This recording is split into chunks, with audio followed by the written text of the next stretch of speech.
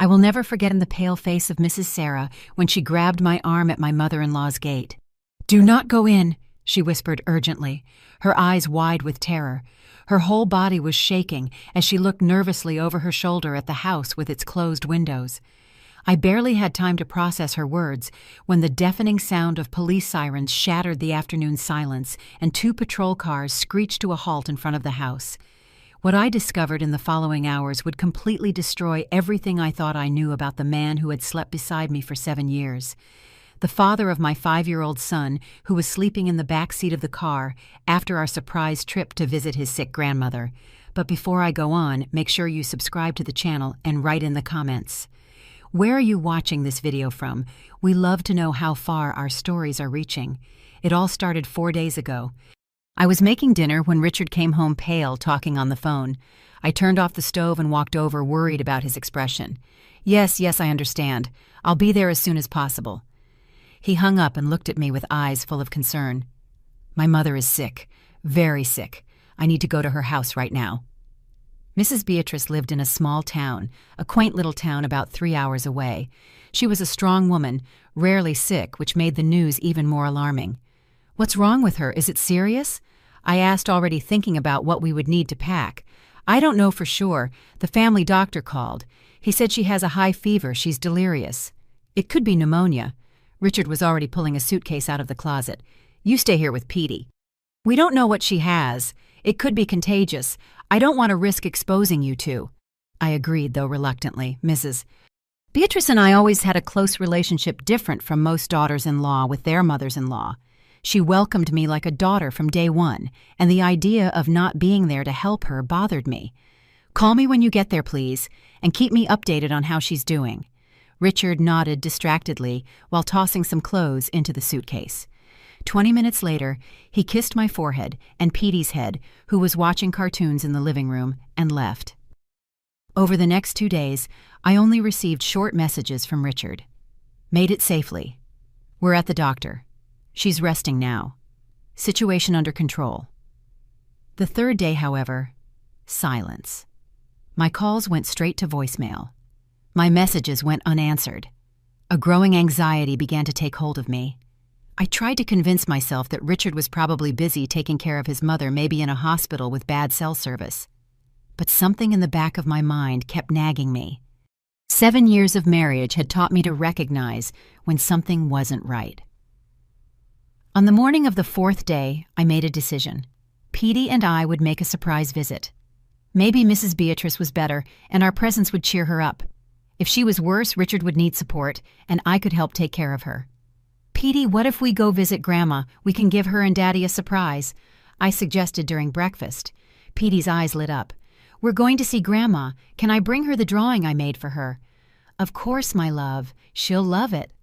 In a few hours, I packed a small suitcase with clothes for 2 or 3 days, Petey's medications, some toys and snacks for the drive. Before leaving, I hesitated for a moment and tried calling Richard one last time. Voicemail again. I sent him a message saying we missed him and were worried without mentioning our trip. I really wanted to surprise him. The drive was quiet. Petey slept most of the time, and I got lost in my thoughts, bouncing between worry for Mrs. Beatrice and a strange feeling I couldn't name. Richard had been distant in recent weeks, more reserved, working late. At the time, I chalked it up to stress from work. He was a financial manager at an investment firm and frequently talked about the pressure of managing clients' money. But now, driving down the highway with only the low sound of the radio and Petey's soft breathing in the back seat, I started to replay little details. Moments that seemed insignificant on their own, but together formed a disturbing pattern. Calls he answered in the backyard away from my hearing. A new lock on his desk drawer at home. More frequent work trips. Little lies about where he had been or who he was with. I shook my head, trying to push those thoughts away. Was I being paranoid? Richard was a good husband, a loving father. If he was hiding something, it was probably a surprise for me or a work problem he didn't want to share to avoid worrying me. When we finally arrived in the quiet town where Mrs. Beatrice lived, the sun was beginning to set. I navigated the familiar streets easily to the yellow house with blue windows where my mother-in-law had lived since she retired from teaching. I immediately noticed something strange. All the windows were closed, the curtains drawn. This was unusual for Mrs. Beatrice, who loved natural light and fresh air. Richard's car was parked out front, which brought me some relief. At least he was there like he said. I parked behind his car and turned off the engine. "Are we here, Mommy?" my son asked, rubbing his sleepy eyes. "Yes, honey, we're at Grandma's house. But she might be sleeping, so we have to be very quiet, okay?" Petey nodded, unbuckling his seatbelt. We got out of the car, and as I pulled our suitcase from the trunk, I looked at the house more closely. It was strangely silent. No movement, no light visible through the cracks in the curtains. If Mrs. Beatrice was sick and Richard was caring for her, shouldn't there be some sign of activity? "Come on, Mommy!" Petey was already running toward the gate, eager to see his grandmother. I closed the trunk and followed my son. We were almost at the gate when I noticed movement across the street. A woman hurried out of one of the neighboring houses, waving frantically. Anne, wait!" she called in a low, urgent voice. I recognized her as Mrs. Sarah, my mother-in-law's lifelong neighbor, a kind lady who always offered us coffee cake when we visited. Now, however, her face was pale, almost gray, and her entire body was visibly shaking as she crossed the street toward us. "Petey, wait here a moment. Mommy needs to talk to Mrs. Sarah." My son stopped, intrigued by the serious expression on my face. Sarah reached me panting, as if she had run for miles instead of just across the street. "Do not go in," she whispered, grabbing my arm with surprising strength for a woman her age. Her eyes were wide, terrified. "Something very bad is happening in that house." "What do you mean, Mrs. Sarah? Mrs. Beatrice is sick. My husband is taking care of her." No. She shook her head frantically. "Beatrice isn't here. She went to visit her sister in Chicago. She left 5 days ago." My heart pounded. "Chicago? No, there must be a mistake. Richard told me she's sick with a high fever, maybe pneumonia." "Anne," Mrs. Sarah gripped my arm tighter, "I'm telling you, Beatrice is not in that house, and something very strange is going on. Your husband arrived the day before yesterday with another woman." It felt like the world stopped for a second. Another woman, Richard. The information just didn't make sense. It didn't fit the reality I knew. "It must be a nurse," I suggested weakly, "or a doctor, maybe." Mrs. Sarah shook her head. "She was not a healthcare professional, Anne, and they didn't seem friendly. He dragged her into the house. She looked scared." Before I could process what I was hearing, the sound of sirens shattered the quiet afternoon. 2 police cars appeared at the corner, approaching quickly. "Mommy, the police!" Petey exclaimed, running to grab my legs, frightened by the noise. The patrol cars stopped abruptly in front of the house, and 4 officers got out, 2 of them with their hands on their weapons at their waists. The officer who seemed to be in charge, a tall man with a graying mustache, walked quickly to the gate. "Ma'am, please step away from the house," he ordered in a firm but not hostile voice. "I need you to take the child to a safe place." But this is my mother-in-law's house," I stammered, confused and scared. "My husband is inside." The officer exchanged a meaningful look with his colleagues. "What is your husband's name, ma'am?" Richard Anderson. "What's going on? Why are the police here?" The officer gestured to 2 of his colleagues, who immediately positioned themselves at the sides of the house. Then he turned to me with a softer tone. "Mrs. Anderson, I'm Captain Miller. We need you and your son to move back for safety reasons. Could you wait at Mrs. Sarah's house? We'll need to talk afterward." Mrs. Sarah immediately took my shoulder. "Come, Anne, let's go to my house. Petey can have some hot chocolate while we wait." As if in a dream, or rather a nightmare, I let myself be guided across the street carrying Petey. He clung to my neck, scared by the situation he didn't understand. From Mrs. Sarah's porch, we watched the police surround the house. The captain said something through a megaphone that I couldn't quite make out. There was a moment of tense silence, and then, with a quick, coordinated movement, 2 officers forced the front door. The sound of splintering wood echoed in the quiet street, making Petey tighten his grip around my neck. The officers entered quickly, weapons drawn. "What is happening, Mrs. Sarah?" I asked with a shaky voice. The lady sighed heavily, guiding me inside her house. "Last night, after I put Petey in the kitchen with a cup of hot chocolate and some animal crackers, I heard screams coming from Beatrice's house. Terrible screams. A woman." She visibly shivered. then breaking glass, and after that, silence. I felt my blood run cold. And you didn't call the police yesterday. I was scared, she admitted, ashamed. We live in a small town, Anne. We're not used to violence. I thought maybe it was just a fight, but then very early this morning I saw your husband carrying something to the trunk of his car, something big heavy. It looked like a very large suitcase. My mind refused to process what she was implying. Richard. My Richard. The man who kindly shooed spiders out of the bathroom for me because he knew I was afraid of them. The man who sang lullabies to Petey even when he was exhausted from work. No, it was impossible. He drove off, Mrs. Sarah continued, and came back an hour later, without the suitcase. That's when I decided to call the police. I told them everything I saw. They asked me to stay home and let them know if I saw him again. I sat down heavily on Mrs. Sarah's sofa, feeling as if the world around me was falling apart. Nothing made sense. Why would Richard lie about his mother, who was the woman Mrs. Sarah had seen, and most disturbing of all, what was in that heavy suitcase? My thoughts were interrupted by firm knocks on the door. Mrs. Sarah went to open it, and a moment later, Captain Miller entered the living room. His face was serious, but there was something in his eyes. Compassion, perhaps? That made my stomach sink even further. Mrs. Anderson, he began, sitting on the armchair across from me. We need to talk. It's about your husband. Captain Miller took off his hat and placed it on the coffee table, a gesture that seemed old-fashioned, but carried a certain solemnity. His eyes, tired but kind, met mine. Mrs. Anderson, what I'm about to tell you is difficult, but I need you to stay calm, especially for your son. I nodded mechanically, my body numb with anxiety. Your husband is not in the house, he began. The house is empty. Empty, I repeated, confused. But his car is outside. Yes, the car is there, but the house was completely searched. There is no one inside. I tried to process this information. If Richard wasn't there, where could he be? And why would he leave the car? Captain, I don't understand. My husband told me his mother was sick, that he came to take care of her. But Mrs. Sarah says my mother-in-law is in Chicago. Yes, we confirmed that, the captain said. We contacted Mrs. Beatrice's sister in Chicago. Your mother-in-law is there visiting. She left 5 days ago. 5 days, even before Richard told me she was sick. But then, why would my husband tell me she was sick?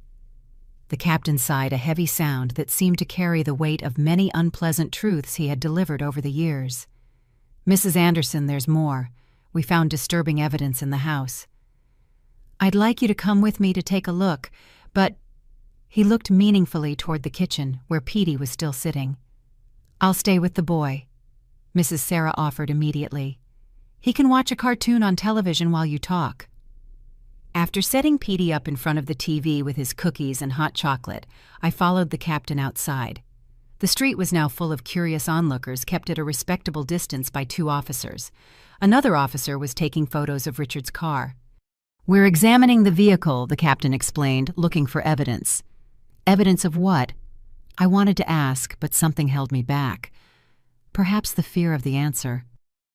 When we entered the house, I was immediately hit by a strong chemical smell, like cleaning product mixed with something metallic I couldn't identify. The living room, which had always been a cozy and tidy space, a reflection of Mrs. Beatrice's meticulous personality, was in disarray. The sofa had been moved, the cushions were scattered on the floor, and a ceramic vase my mother-in-law adored was broken in a corner. What happened here? I whispered, looking around with growing horror. We believe there was a struggle, the captain replied. According to Mrs. Sarah's account, a woman was seen entering this house with your husband the day before yesterday, and last night screams and the sound of breaking objects were heard. I took a few steps toward the center of the room, feeling my legs tremble. My eyes were drawn to a dark stain on the hardwood floor, a stain that someone had tried to clean but not completely. Is that blood? I asked, my voice barely audible. The captain nodded grimly. Yes, and there's more in the guest room. This way. I followed him down the familiar hallway to the small room where Petey always slept when we visited. The door was ajar, and an officer was kneeling near the bed, examining something on the floor with a flashlight. Unlike the living room, the room was impeccably tidy. The bed was made perfectly, the floor visibly clean, every surface polished. It was an unnatural, almost obsessive cleanliness. "Notice how this room is different from the rest of the house?" the captain asked. I nodded, feeling a chill run down my spine. "It was cleaned recently, very well cleaned, but not completely." He pointed to the officer with the flashlight. "We're using ultraviolet light. It reveals traces of blood that aren't visible to the naked eye." And the officer turned on the special light, and before my horrified eyes the seemingly clean floor revealed ghostly stains, a spray pattern that someone had desperately tried to erase. "There's more in the bathroom," the captain continued. "Someone tried to clean up a considerable amount of blood." My mind refused to accept what I was seeing, what I was hearing. This couldn't be my husband, the father of my son. There had to be some mistake, some explanation. "Captain," I began, my voice trembling. "There must be a mistake. Richard wouldn't. He never—" "Mrs. Anderson," he interrupted kindly, "there's something else you need to know. Your husband has been under investigation for months." "Investigation for what?" "For financial fraud. Richard Anderson and his partner Christine Morgan are suspected of operating a pyramid scheme through the investment firm where he works. We're talking about millions of dollars diverted from investors. Fraud millions." I felt as if the floor was disappearing beneath my feet. "No." I shook my head. "Richard is a financial manager, yes, but he's honest. He always has been. We live modestly. We don't have luxuries. The diverted funds didn't go to lavish personal expenses," the captain explained. "They were transferred to overseas accounts, offshore. We suspect your husband and Ms. Morgan were planning to flee the country with the money." Ms. Morgan, the woman Mrs. Sarah saw. I remembered what she had said, that the woman looked scared, that Richard dragged her into the house. "And this woman," I asked haltingly, "is she the person whose blood is on the floor?" The captain exchanged a look with the officer who was still examining the room. "That's what we suspect, yes. The amount of blood is consistent with a serious, possibly fatal injury." Fatal. The word echoed in my head like a gunshot. "And you think Richard—" I couldn't finish the sentence. It was too absurd, too terrible. "Mrs. Anderson," the captain placed a gentle hand on my shoulder. "There's something else. We found a diary under the bed. It apparently belongs to Christine Morgan. The last entry is from yesterday.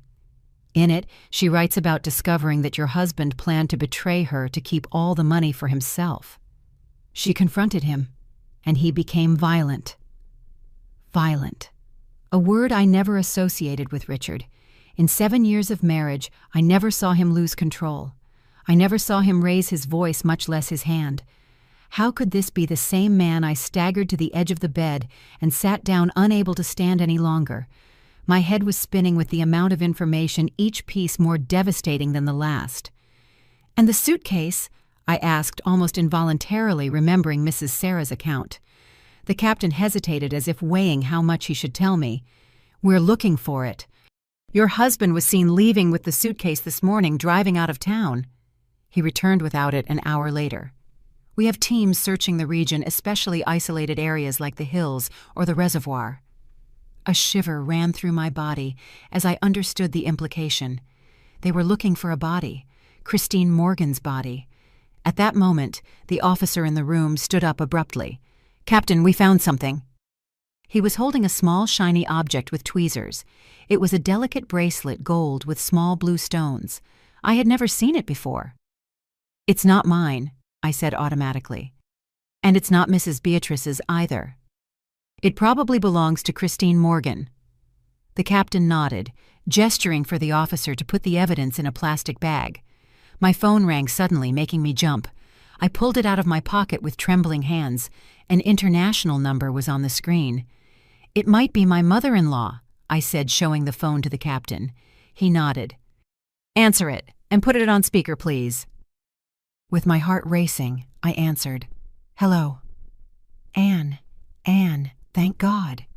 Mrs. Beatrice's voice sounded distant but clearly agitated. "Are you okay? And Petey? Where are you?"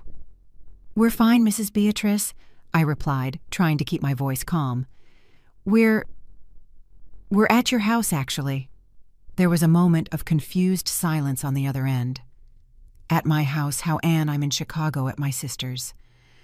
"I know," I replied, feeling the tears finally start to fall. "I just found out. Richard told me you were sick, that he came to take care of you." "Sick me?" Her voice went up an octave. "No, Anne. I'm perfectly fine." "Richard called me this morning, frantic. He told me—" Her voice broke. "He told me that you and Petey had been kidnapped. He said he needed money for the ransom, that I had to transfer all my savings to an account he gave me." Kidnapped. The lie was becoming more elaborate, more terrible. The captain gently took the phone from my hand. "Mrs. Beatrice, this is Captain Miller with the state police. Your daughter-in-law and grandson are safe with us." "There has been no kidnapping. Your son lied to you." "Oh, my God!" Mrs. Beatrice moaned. "What is happening? Where is Richard?" "That's what we're trying to find out, ma'am. Please do not transfer any money to the account your son gave you. We are in the middle of an investigation that may involve serious crimes." After a few more reassurances that Petey and I were truly safe and a promise to keep her informed, the captain ended the call. I sat on the edge of the bed silent, trying to process everything. My husband, the man I loved, the father of my son, was a criminal, a fraudster, and possibly a murderer. "What happens now?" I asked finally, my voice sounding strangely empty even to myself. "Now," the captain replied, "we need to find your husband before he tries to flee again. And for that, Mrs. Anderson, we need your help." Mrs. Sarah's living room had transformed into an improvised police command center. Maps were spread over the coffee table, radios crackled with coded messages, and officers came and went constantly, always with serious expressions. Petey was sleeping in the guest room, exhausted from the stress and confusion of the day. Sitting on the sofa with an untouched cup of tea in front of me, I listened as Captain Miller explained the plan. "We have reason to believe your husband will return," he said, marking a spot on the map of the small town. "He left the car at his mother's house, probably to avoid suspicion. And now that he's asked Mrs. Beatrice for money, he'll want to know if she made the transfer." "And you want to use that as bait," I stated, feeling a strange detachment, as if I were talking about a stranger, not my son's father. "Exactly," the captain confirmed. "Mrs. Beatrice will call him, saying the bank is having trouble with the international transfer, that they require a representative to make the withdrawal personally here in the States. And you think he'll believe that?" "Desperate people believe what they want to believe," the captain replied, "and your husband must be very desperate right now." The thought of Richard, my Richard, being described as desperate was surreal. In our life together, he had always been the definition of calm and stability. When Petey was born prematurely and spent 2 weeks in the NICU, it was Richard who kept his composure, who comforted me when I fell apart. How could this be the same man now running from the police, possibly with blood on his hands? And where would this trap be set? I asked, forcing myself back to the present to focus on the plan. The captain pointed to another spot on the map outside the town limits. "Here, the old abandoned distillery. It's isolated enough for him to feel safe, but it also gives us room to position teams around without being detected." I looked at the map, trying to visualize the operation. The abandoned distillery was about 3 miles from town on the highway leading to the city. It was a strategic point, far enough to seem discreet, but not so isolated as to arouse suspicion. "And what would my role be in this?" I asked, though I already suspected the answer. The captain exchanged glances with one of the officers before answering. "Mrs. Anderson, I won't lie to you. Your presence could be a crucial element. If your husband sees you, it might disarm him, make him lower his guard." "You want me to be the bait," I translated flatly. "We will not put you in danger," he assured me hastily. "You would stay in an observation van at a safe distance. You would only appear after the capture, when he is already contained." I thought of Petey sleeping innocently in the next room, with no idea that his world was about to fall apart. I thought of Mrs. Beatrice, who had welcomed me like a daughter, now facing the terrible revelation about the son she had raised. And I thought of Christine Morgan, a woman I never met, but whose blood stained the floor of my mother-in-law's house. "I'll do it," I decided, my voice surprisingly firm. "But on one condition. Petey stays here with Mrs. Sarah. He cannot see any of this." The captain nodded, relieved. "Of course, we had already considered that. We'll leave 2 officers here for your protection as well." The next few hours passed in a blur of activity. Mrs. Sarah prepared a room for Petey, where he slept peacefully, oblivious to the chaos that had engulfed our world. I watched him for a few minutes, before leaving his little face relaxed in sleep, his small fingers clutching the stuffed bunny he had brought from home. How would I explain to him that his father, his hero, was a criminal? How would I protect his heart from the pain that was sure to come? In the living room, Captain Miller was on the phone with Mrs. Beatrice, giving her precise instructions on what to tell Richard. "You will call. You'll say you're facing difficulties with the international transfer, that the bank requires a local representative to authorize the withdrawal." "Do you understand, Mrs. Beatrice?" the captain asked. "It's crucial that you sound natural, that he believes you are really trying to help him get the ransom money." On the other end of the line, I heard my mother-in-law's trembling voice. Even at a distance, even after discovering her son's lies, she was still the strong woman I admired. "I understand perfectly, Captain. I will do my part, for Anne and for my grandson." When he hung up, the captain turned to me. "She will call him in 15 minutes. If he takes the bait, we'll have about an hour to get in position at the abandoned distillery." I nodded mechanically, still trying to process everything that was happening. A part of me still hoped to wake up at any moment to discover this was all just a terrible nightmare. But the weight of the phone in my hand, the smell of coffee coming from Mrs. Sarah's kitchen, the constant murmur of police radios, it was all too real. "And if he doesn't show up?" I asked suddenly. The captain exchanged glances with one of the officers before answering. "Then we keep looking. We have teams searching the entire region, checking highways, hotels, motels. He won't get far, Mrs. Anderson, especially if he thinks he can get his mother's money." 15 minutes later, the captain's phone rang. It was Mrs. Beatrice, ready to make the call to Richard. Everyone in the room fell silent as the captain put the call on speaker.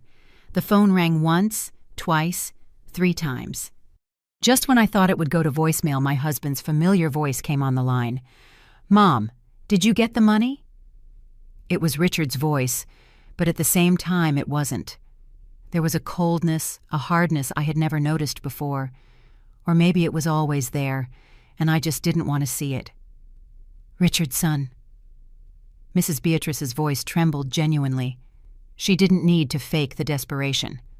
"I'm trying. I'm doing everything I can. I went to the bank here in Chicago, but they told me a transfer of that size to an unknown account would raise suspicions, that they would need special authorization." "We don't have time for bureaucracy, Mother," Richard interrupted, his voice tense. "They gave a deadline. If I don't deliver the money—" "I know, son, I know. That's why the bank manager suggested another solution. They have a representative in the States, in our town. He can authorize the withdrawal directly without all that bureaucracy. He'll have the cash." There was a silence on the other end. I could almost see Richard weighing, evaluating the risks. Finally he spoke. "Where would this meeting be?" "At the old distillery at the end of the main road. The manager said it's a discreet place where no one would see the transaction."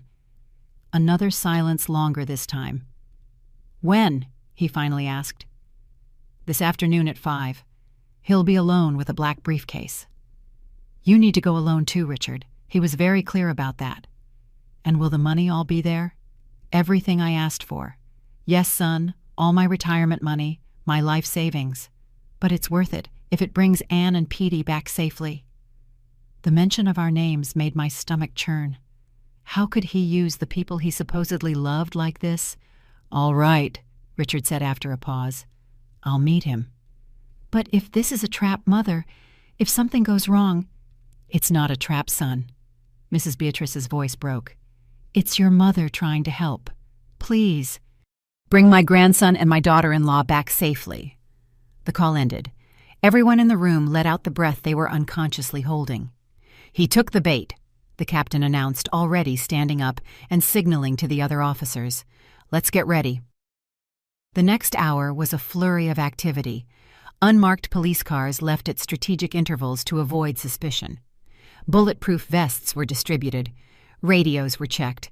An officer was selected for the role of the bank representative, a middle-aged, reliable-looking man who would be positioned in the center of the abandoned distillery with a black briefcase, filled with paper cut into the shape of money, with some real bills on top.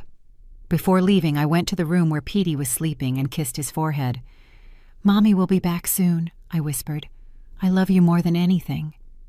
Mrs. Sarah was at the door watching. "He'll be fine," she assured me, placing a kind hand on my shoulder. "I'll take care of him as if he were my own grandson." I nodded, swallowing the lump in my throat. "Thank you for everything, Mrs. Sarah." "Go," she said firmly. "Do what you have to do. We'll rebuild life afterward." The sun was beginning to set when we arrived at the outskirts of the abandoned distillery. The sky was painted in shades of orange and purple, a beauty that contrasted cruelly with the darkness of the situation. The old distillery, closed for over a decade, stood like an industrial ghost against the horizon. Faded concrete walls, broken windows, a rusty gate hanging on hinges that looked ready to give way. I was positioned in an observation van parked about 200 yards from the distillery, hidden by a row of scrub brush and trees. Inside the van, monitors showed images from cameras strategically placed around and inside the distillery.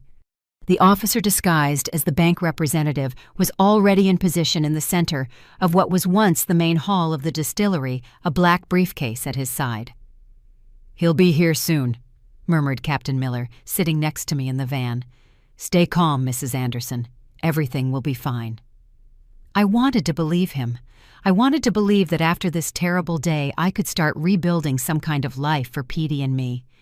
"But how do you rebuild on such deep ruins, movement?" announced one of the officers in the van, pointing to one of the monitors. My heart leaped as I saw a lone figure approaching cautiously through the side entrance of the distillery. Even on the grainy security camera footage, even with the motorcycle helmet covering his face, I would recognize Richard anywhere. The man I loved, the man who betrayed not only me, but himself, everything I believed him to be. He moved like a predator, cautious, calculating.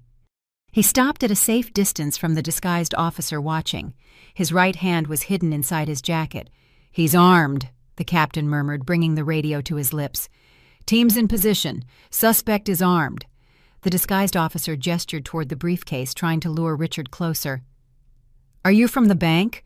Richard asked, his voice muffled by the helmet. "Yes, sir," the officer replied calmly. "I have the money here, as agreed with your mother." Richard took a step forward, then stopped, still suspicious. "Show me the money first." The officer bent down and began to open the briefcase. That's when the captain gave the signal. "Now," he ordered into the radio. In seconds, powerful lights flashed on from all sides, flooding the abandoned distillery. Officers emerged from their hiding spots, weapons pointed. "Police, stop! Hands on your head!" The shouts echoed off the concrete walls.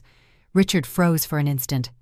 Then, with a quick movement, he pulled a gun from inside his jacket and fired into the air. "Stay back!" he shouted, backing toward the exit. "No!" I whispered, horrified to see my husband, my son's father, transformed into this stranger, desperate and dangerous. Richard tried to run, but he was already surrounded. One of the officers fired, hitting the tire of the motorcycle that was parked at the entrance. The sound of the shot echoed through the abandoned distillery, followed by the pop of the tire. Unbalanced, Richard stumbled and fell heavily to the ground. The gun slipped from his hand, sliding across the dirty concrete. In seconds, 3 officers were on him, forcing his arms back and handcuffing him. "Richard Anderson, you are under arrest for fraud, suspicion of attempted murder, extortion, and illegal possession of a firearm," one of the officers announced, as he removed the helmet from Richard's head. For the first time in days, I saw the face of the man who had shared my bed, my life. There was no longer a mask of kindness, of stability. His eyes were wild, furious, his jaw tight in an expression I had never seen before. "We're taking him to the station," said Captain Miller, getting up and signaling to the van's driver. "Do you want to see him now, or would you prefer to wait until we're at the station?" I hesitated for only a moment. "Now," I decided. "I need to look him in the eyes. I need to understand, if there's anything to understand." The captain nodded. "Let's go then." When the van stopped a few yards from where Richard was being lifted off the ground by the officers, I felt a wave of conflicting emotions: rage, sadness, confusion, even a painful trace of love. This man had been my world for 7 years, my son's dedicated father. Or so I thought. I got out of the van slowly, my legs shaking. Richard, now standing flanked by officers holding his arms firmly, turned his head toward the sound of the door opening. When he saw me, his eyes widened in shock. "Anne!" He said, his voice a mixture of disbelief and confusion. What are you doing here?" I approached cautiously, stopping a few feet away. I studied his face, searching for any trace of the man I thought I knew. I found nothing. "Hello, Richard," I said, my voice surprisingly steady. "Surprise, isn't it, Petey and I came to visit your sick mother?" Realization slowly replaced the confusion on his face. His eyes narrowed, calculating. "Anne, darling, this is a misunderstanding." He tried his voice, suddenly soft, persuasive. The same voice he used to convince Petey to eat his vegetables, to calm me down after a hard day. "I can explain everything. I'm working on an undercover operation trying to catch criminals within the company. I had to lie to protect you, to protect Petey. It was such a transparent, desperate lie that I almost laughed. "Enough lies, Richard," I said, keeping my voice low, aware of the officers around us. "I know about the fraud. I know about Christine Morgan. I saw the blood on the floor of your mother's house." The change in his face was instant and terrifying. The mask of concern crumbled, revealing something cold and calculating underneath. "You don't know anything," he hissed. "I know enough. I know you've been lying to me for years. I know you used my name and Petey's name to try to extort your own mother. I know." My voice broke for a moment.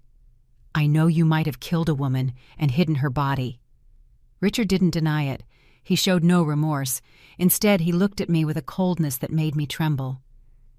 "You were always so naive, Anne," he said with a smile that didn't reach his eyes. "So easy to fool. Yes, dear, I'm working late. Of course, love, it's just a business trip. And you believed it all without questioning, without doubting." Every word was like a stab, but I held my ground. I wouldn't give him the satisfaction of seeing me fall apart. "You're right, Richard. I was naive. I believed in you because I loved you, because I trusted you. My only crime was believing the man I married was who he said he was." Before Richard could answer, a commotion arose at the entrance of the distillery. Officers were running toward a figure staggering inside. A woman in torn, dirty clothes, one arm wrapped in a bloody rag. "Captain!" shouted one of the officers. "We found her on the road trying to get here." The woman lifted her face, revealing bruises and cuts, but eyes that burned with determination. She was young, maybe 30, with dark hair that must have once been elegant, now matted and dirty. "Christine," the captain whispered beside me. Christine Morgan was alive. The effect on Richard was immediate and violent. He struggled against the officers holding him, his face contorted in fury. "You!" he yelled. "How is this possible? You're supposed to be dead." The officers restrained him with difficulty, while others ran to help Christine, who looked about to collapse. One of them offered water. Another called for an ambulance on the radio. "You failed again, Richard," Christine said weakly, but with surprising toughness. "Like always." The captain gently guided me back to the van, away from the chaotic scene. "Let's go to the station, Mrs. Anderson. There we can get a better understanding of what happened." Before the van door closed, I looked one last time at the man who had been my husband. He was looking at me with an expression I couldn't decipher. Rage, maybe. Or something colder and more calculating. This stranger, I realized with a shiver. He had slept beside me for 7 years. He had held our newborn son. He had promised to love me until death do us part. And all that time, I never really knew him. The police station was an old building in the center of the small town with peeling walls and worn furniture that had seen better days.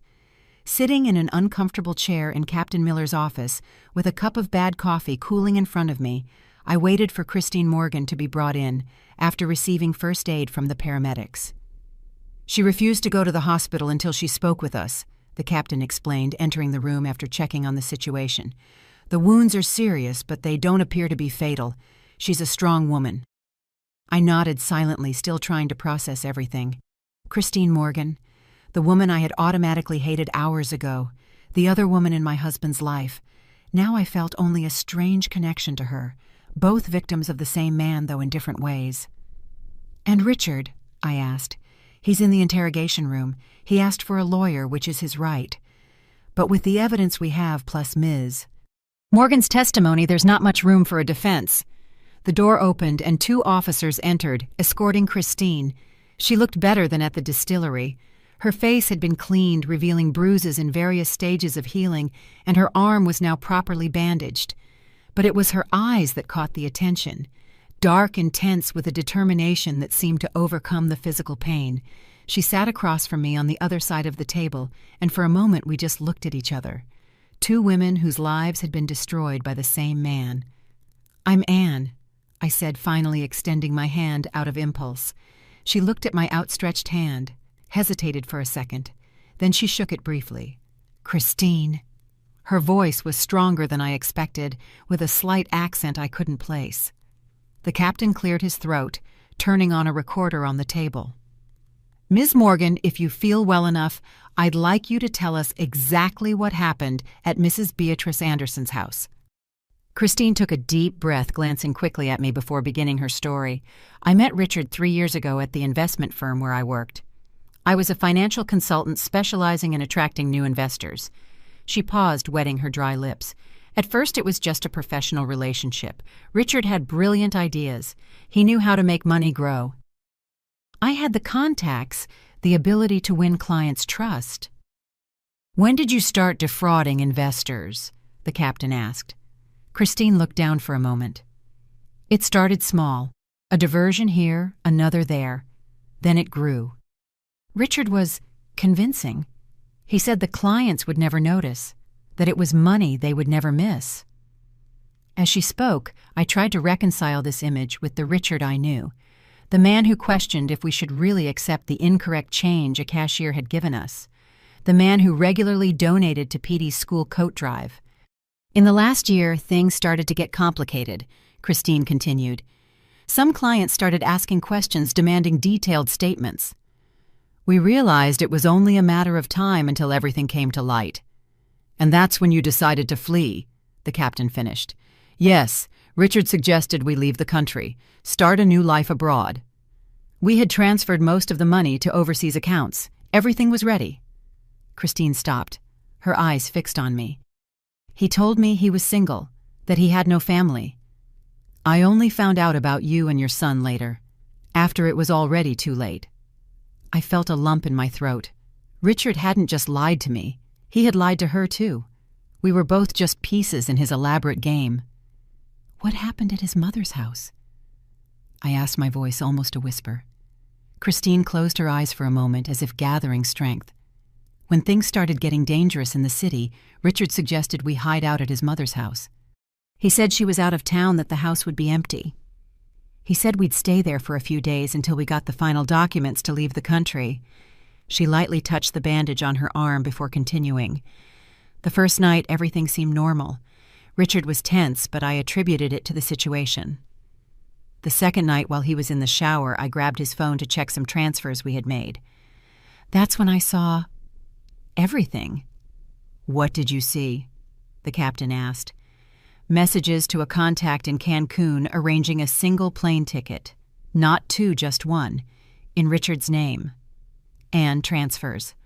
All our joint accounts had been emptied. The money moved to an account only he had access to." Her eyes met mine. "There were also messages to you and pictures of your son." I felt my heart squeeze. Even while planning to abandon his family, Richard maintained that facade, that double life. When I confronted him, Christine continued, her voice lower now, he changed. I had never seen him like that before. His eyes, they were the eyes of a stranger, cold, calculating. She took a shaky breath. He grabbed my perfume bottle and hit me over the head. I fell. He started strangling me, saying I was a problem, that I should never have gotten into his business. How did you survive? I asked, horrified by the violence of the man who had shared my bed. I lost consciousness. When I woke up, I was alone, covered in blood. I managed to drag myself out of the house to the tool shed in the back. I spent the night there, drifting in and out of consciousness. The next morning, I saw Richard loading a large suitcase into the car. I thought... She shivered visibly. When he left, I tried to get help, but I was too weak. I spent the day hiding, trying to regain my strength. That's when I heard the sirens. I saw the police. The captain asked a few more questions, details about the fraud, about the escape plan. Christine answered everything with surprising clarity for someone who had been through such an ordeal. When she finished her story, she looked exhausted, but somehow also lighter, as if sharing the truth had lifted a weight from her shoulders. There's one more thing, she said, reaching into the pocket of her torn pants. She pulled out a small USB drive. All the proof is here. Records of the fraud, names of the affected clients, details of the offshore accounts. I always keep backups of everything. Richard thought I trusted him blindly. An ironic smile touched her lips. That was his mistake. The captain took the device carefully, placing it in an evidence bag. This will be extremely helpful for the case, Miss Morgan. Now we really need to get you to the hospital to properly care for those wounds. As the officers helped Christine up, she stopped and looked at me one last time. I'm sorry, she said simply, for everything. I didn't know about you, about your son. If I had known... It's not your fault, I replied, and I realized it was true. The fault was entirely Richard's. When Christine left, escorted by the police, the captain turned to me. You should get some rest too. It's been a hard day. We can continue this tomorrow. Before that, I said a crucial question still weighing on my mind. What was in the large suitcase Richard loaded into the car if it wasn't Christine? The captain sighed. We still don't know for sure. Teams are searching the region where he was seen stopping the car. But if I had to guess, I'd say it was evidence of the fraud. Incriminating documents, maybe even cash. Something he didn't want us to find in the house. I nodded, a strange relief washing over me. At least Richard wasn't a murderer, despite having tried to become one. Can I see him? I asked suddenly. Before I go, I need to look him in the eyes one last time. The captain hesitated. He's already asked for a lawyer. Technically, we shouldn't allow visits right now. Please? I insisted. Not as a visitor, as his wife. I promise not to interfere with the case, not to ask questions about the investigation. I need this closure. After a moment of consideration, the captain nodded. 5 minutes, and an officer will be present the entire time. The interrogation room was small and devoid of personality. A metal table, 2 chairs, gray walls. Richard was sitting on one side of the table, his hands cuffed in front of him. When I entered, he looked up, and for a fleeting instant, I saw a flash of something in his eyes. Surprise, maybe even shame, but it was quickly replaced by the mask of indifference he now wore. I sat across from him, aware of the officer standing by the door and the camera in the corner of the room. For a long moment, we just looked at each other. This man who was once the center of my world now looked like a stranger. Why? I asked, finally the only word I could form. Richard tilted his head slightly as if considering the question. Why what exactly? Why the fraud? Why Christine? Why lie to you? All of it. Anything. I just want to understand. He sighed, a sound that seemed almost genuine in its weariness. You wouldn't understand, Anne. You never would. You don't know what it's like to feel trapped, limited, to look at the future and see only mediocrity. A mediocre job, a mediocre house, a mediocre life. Our life wasn't mediocre. I replied, feeling a stab of anger for the first time. We had a home, we had a son, we had love. What more could you want? A cold smile touched his lips. More. Always more. You were never ambitious, Anne. You were satisfied with so little. I wanted more from life. More money, more power, more freedom. And you were willing to destroy everything to get that, including your own son. The mention of Petey seemed to affect him in a way my other words hadn't. For a moment his mask dropped, revealing something that looked almost like genuine regret. Petey never suffered, he said, his voice low. I always loved him, in my own way. In your own way? I repeated, incredulous. Your way included using your son as a pawn in a scheme to extort your own mother. What kind of love is that, Richard? He didn't answer, his eyes dropping to the table between us. And us? I asked, my voice softer now. Did you love me too? In your own way? Richard looked up, meeting my gaze. For a moment, I thought I saw a glimpse of the man I had known. The man who made me laugh on our first date, who held my hand during labor, who danced with me in the kitchen on anniversaries. Yes, he said finally, but it wasn't enough. 3 simple words that summed everything up. It wasn't enough. Our love, our family, our life together. None of it was enough for Richard, and it never would be. I stood up slowly. There was nothing more to say, nothing more to ask. The Richard I knew, or thought I knew, had disappeared a long time ago, if he ever truly existed. Goodbye, Richard, I said, simply turning to leave. Anne, he called out when I was at the door. I stopped without turning around. Take good care of Petey. I almost laughed at the irony, as if I needed that reminder, as if I hadn't always been the one taking care of our son while he lived his double life. I always have, I replied, and walked out without looking back. Captain Miller was waiting for me in the hallway. Are you okay? I nodded, feeling a strange calm settle over me. Yes, I'm ready to go back to my son now.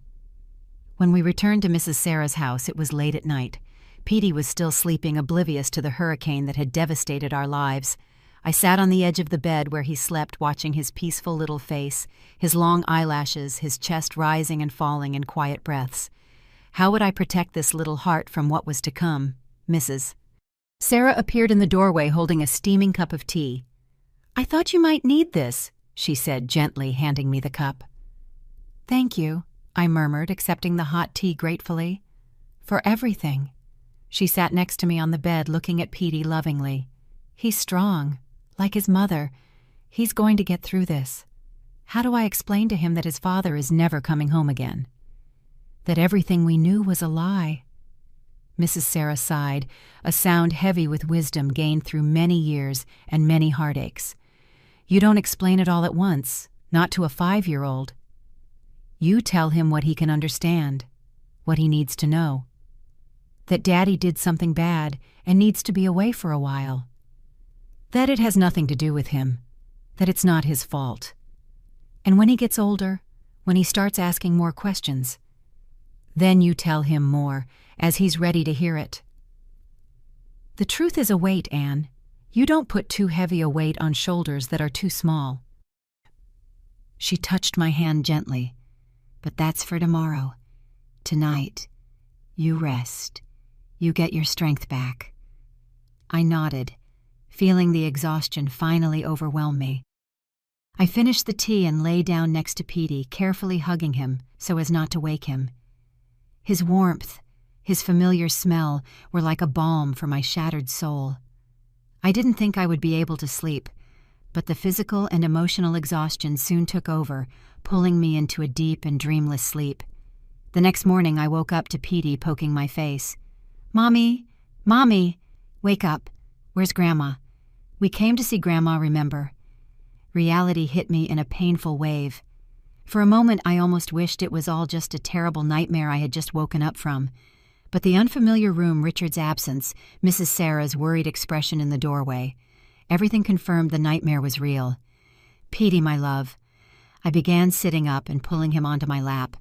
Grandma isn't here. She's on a trip visiting Aunt Margaret in Chicago. Remember her? Petey pouted. But Daddy said she was sick. That's why he came to take care of her. I took a deep breath. It would start now then, the small truths that would replace the big lies. Sometimes grown-ups make mistakes, Petey. Daddy got confused. Grandma is fine. She's on a trip. But now we need to go back home. What about Daddy? Are we going to wait for him? I exchanged a look with Mrs. Sarah, who nodded encouragingly. Daddy isn't coming back with us right now, sweetie. He needs to sort some things out. He's going to be away for a while. Petey's little face crumpled in confusion and sadness. Why is he mad at me? No, my love, no. I hugged him tight, feeling tears burn in my eyes. This has nothing to do with you. Daddy loves you very much. But he did some bad things and now he needs to fix them.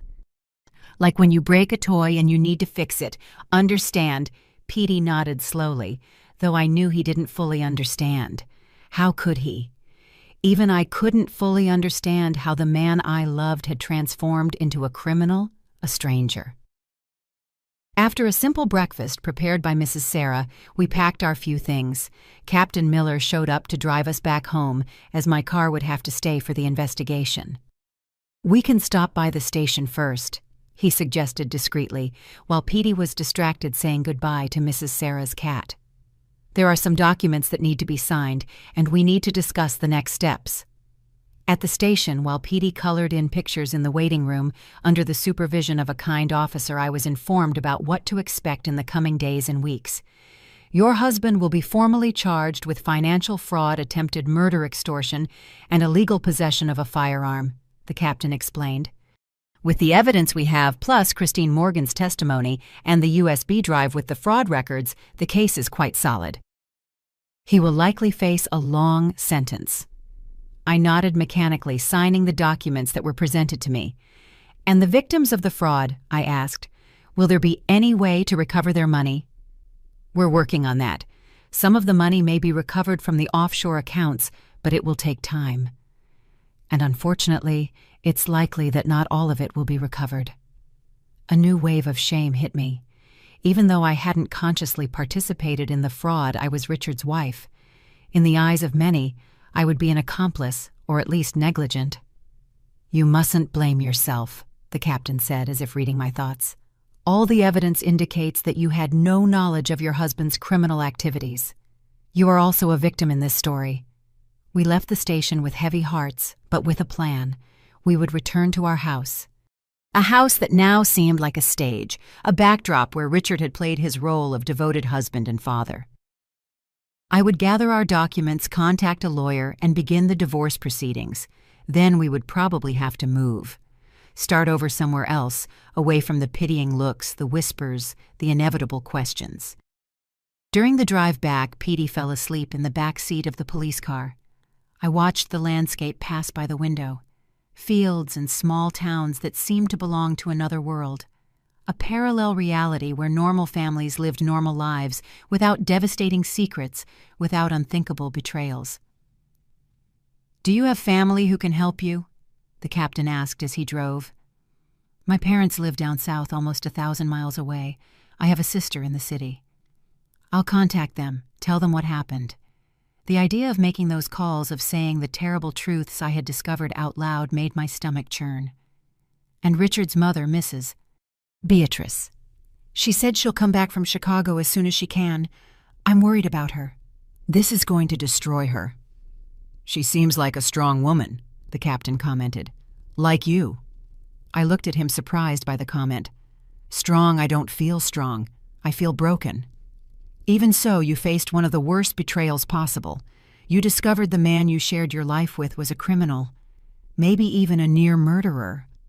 And yet you're here, planning the next step, thinking about how to protect your son, worrying about your mother-in-law. That is strength, Mrs. Anderson. His words touched something inside me. Maybe he was right. Maybe surviving this, continuing to breathe, continuing to function, was a form of strength. Not the loud, confident strength I always imagined, but a quiet strength, born of necessity and love for my son. When we finally arrived at our house, My house now. It was already dark. The lights were off the house, silent and cold. Petey, still sleepy, clung to my neck as I carried him inside.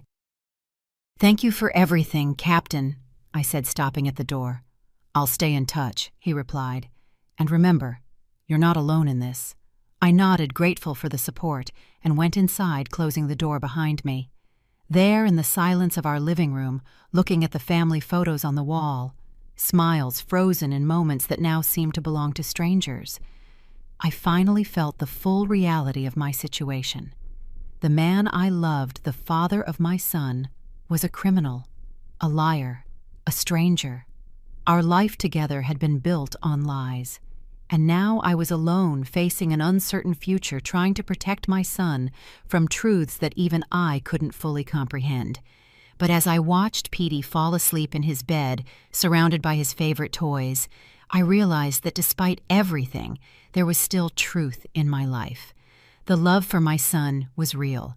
The strength I would find to keep going would be real. And maybe one day I would find peace again. Not today, not tomorrow, but someday.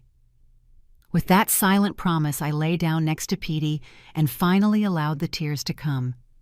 Not just for what I had lost, but also for what I still had, for what was still mine. 6 months passed like a fever dream. Days turned into weeks, weeks into months, as I fought to rebuild some kind of normalcy for Petey and me. We moved to a smaller apartment closer to his school. I went back to work as a teacher, a profession I had left when Petey was born. Mrs. Beatrice returned from Chicago, and after selling her house, unable to live with the memories of what had happened there, she moved into a small apartment just a few blocks from ours.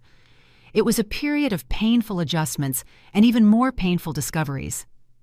The extent of Richard and Christine's fraud was greater than anyone had initially imagined. Dozens of families had lost life savings, retirement funds, money saved for their children's education.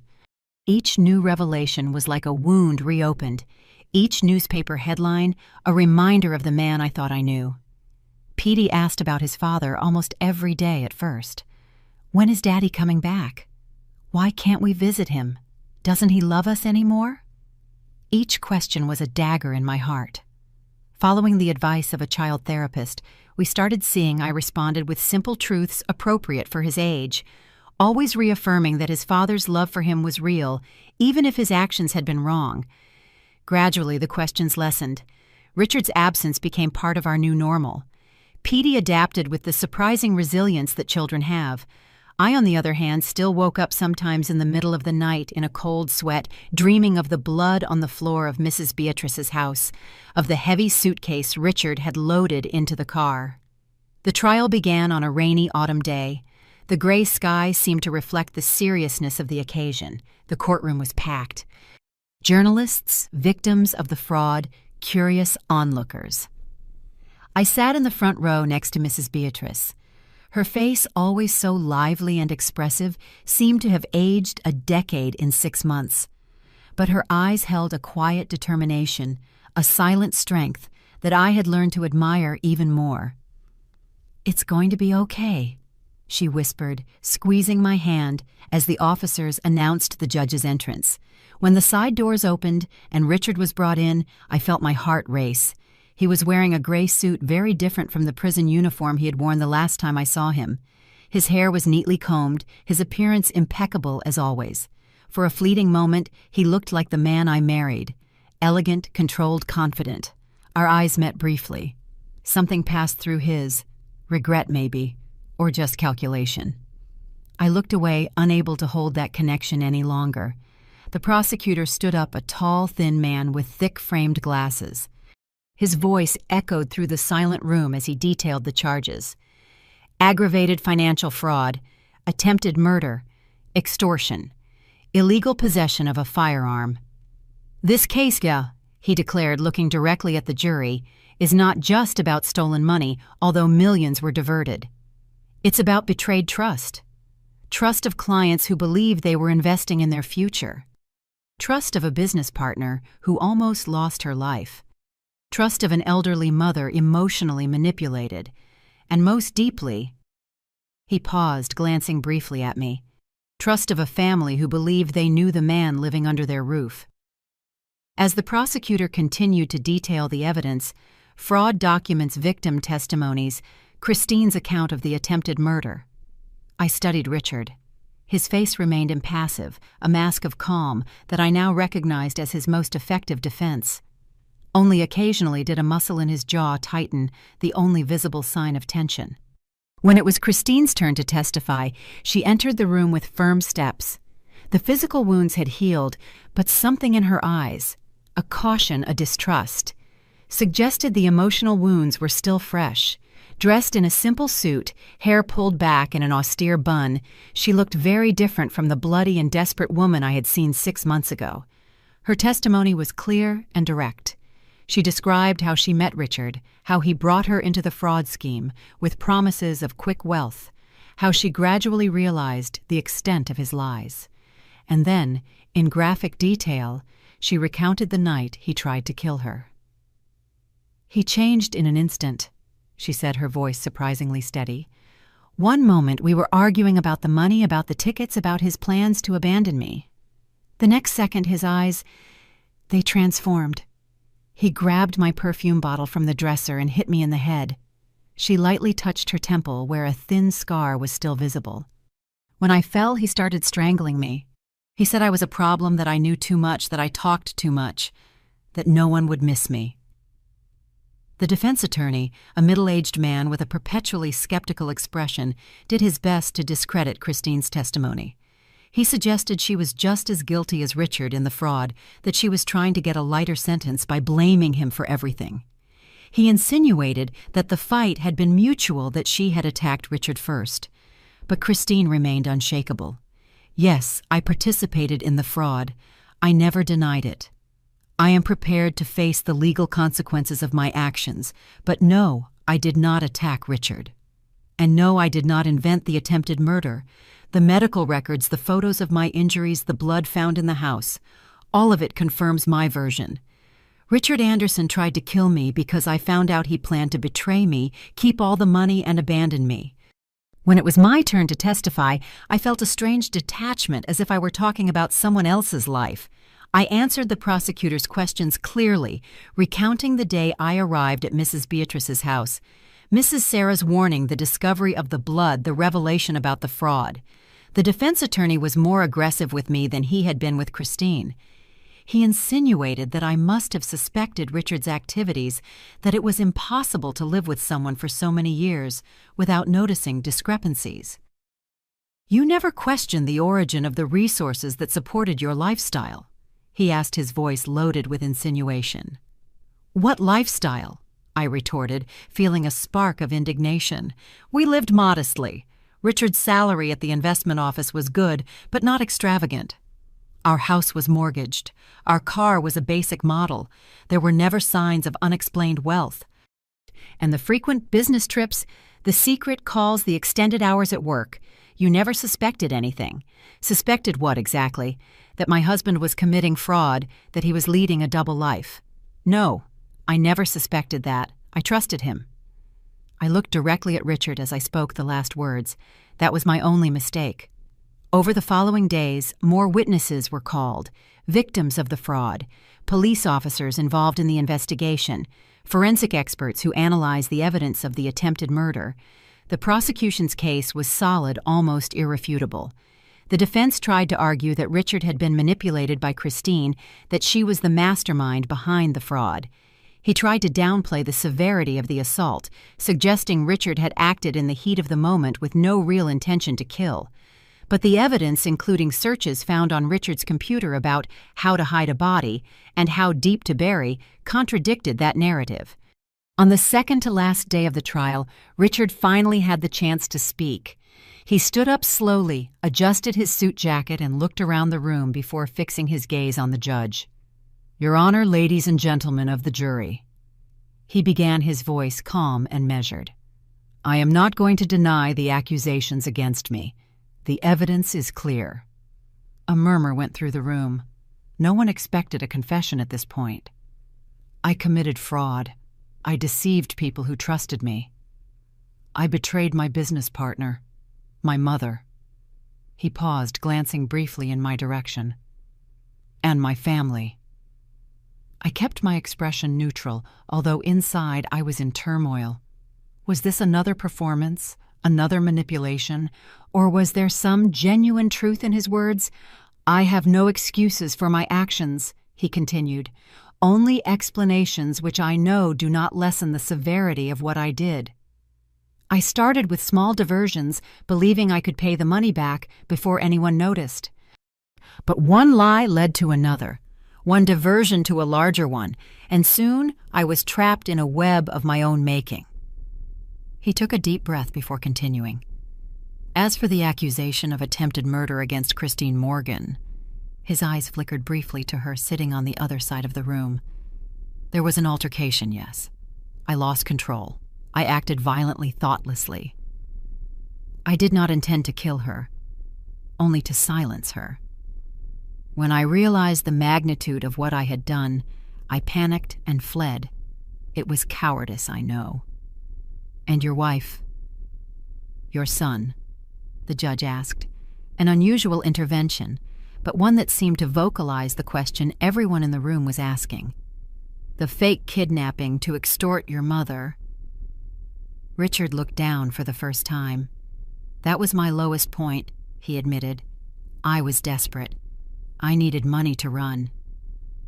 I used the people who should have been most important to me as pawns in a sordid game." He looked up again, looking directly at me. "Anne, I know you will probably never forgive me, and I don't deserve your forgiveness. But I want you to know that despite all my lies, my feelings for you and for Petey were always real. You two were the only genuine thing in my life of falsehoods. I felt tears burn in my eyes, but I refused to shed them. I wouldn't give Richard that satisfaction, that proof that his words could still affect me." On the last day of the trial, the judge delivered the sentence. 20 years in prison for financial fraud, attempted murder, and extortion. No possibility of parole for at least 15 years. As the officers led Richard away, he looked at me one last time. There was no longer any falseness in that look, only a resigned sadness and something that looked almost like relief, as if the weight of the lies had finally been lifted from his shoulders. When we left the courthouse, Mrs. Beatrice and I walked side by side in silence for a few moments. "It's over," she said finally, her voice tired but firm. "Yes," I agreed. "Now we can start to rebuild." She squeezed my hand, a simple gesture that carried the weight of our shared history, our shared pain, and now our shared hope. "Together," she said, a sad smile touching her lips. "For the first time in months, I really believe we'll be okay." And surprisingly, I believed it too. 2 years passed since that lunch. Daniel and I moved slowly, building a relationship based on absolute honesty, mutual respect, and a shared understanding of each other's frailties and strengths. Petey and Julia became inseparable, a little team united by books, games, and childhood secrets. Mrs. Beatrice adopted Daniel as the son she, other than Richard, never had, frequently inviting him over to cook together, teaching him family recipes. Richard remains in prison, facing his sentence with a resignation that suggests some kind of internal transformation. Petey visits him every 2 months, always coming back with stories about the books his father is reading, the courses he's taking, the letters he writes to other fraud victims as a form of reparation. I don't know if this transformation is genuine, if it will last beyond the prison walls. But for now it seems real to Petey, and that's what matters. As for me, I learned that life rarely follows the paths we plan, that the people we love can betray us deeply, and that strangers can become our safe harbor. That strength comes not from the absence of falls, but from the determination to get up after them. That whisper from Mrs. Sarah on that fateful afternoon had changed my life forever. It had destroyed the reality I knew, but from the ashes of that destruction, something new was emerging, something truer, more authentic, something built not on convenient lies, but on difficult, honest truths. And for that, as strange as it sounds, I am grateful.